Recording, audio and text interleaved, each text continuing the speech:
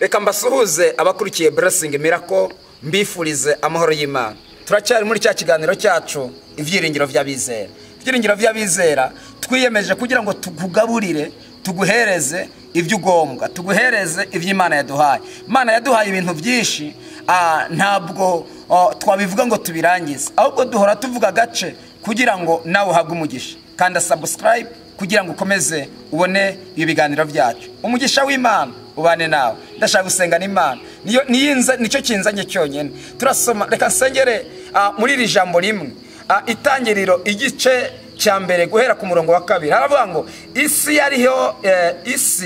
yariho itagira ishusho, yariho ubusa busa, umwijima wari hejuru y'umuhengeri, maze umwuka w'Imana wagendagendaga hejuru y'amazi. Imana iravuga ati nihabeho umucyo ubaho.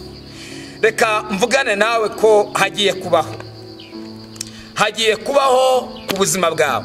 Iyo habayeho ibintu byose birahinduka. Ijambo riravuze ngo isi yariho idafite ishusho, yariho ubusa busa, yariho umwijima gusa, ariko Imana itandukanya umwijima n'umucyo. Imana igiye kugutandukanya n'imbaraga yose yagwanye ku buzima bwawe. Imana igiye kugutandukanya n'abadayimoni bose bari barafashe ubuzima bwawe. Imana imaze gutandukanya umwijima n'umucyo iravuga ngo nihabeho. Harangije hagira gute? Habaho. Nyuma y'ivyo wahuye navyo, Imana igutandukanye navyo. Imana igutandukanye na karanda yiwanyu. Imana igutandukanye n'ibigeragezo wahuye navyo. Imana iravuga ngo nihabeho, habaho. Ndahanura ku buzima bwawe, nihabeho ugira umunezero, nihabeho ugira isanzu, nihabeho gutabagwa. Haracyariho gutabagwa, nubwo igitito pekito meneski cyatemwa cyakongera kigashibuka. Mbonera kwagira ngo uwatemye igiti ntabwo ari we yakiremye, ariko ijambo rikubiye mu yandi magambo yose hagiye kubaho. Imana iravuga ngo nihabeho, habaho isanzu, nihabeho gutabagwa, nihabeho kubona Imana, nihabeho kubona imbaraga z'Imana. Iri jambo Imana imaze gutandukanya umwijima n'umucyo, Bibiliya iravuga ngo buracya buragoroba. Isi ibibonye ishusho. Wari uri mu buzima bw'ibara rimwe, wari uri mu buzima bw'ishusho rimwe, wari uri mu buzima budahinduka. Ndahanura ngo bigiye guhinduka, ndahanura ngo izina rigiye guhinduka.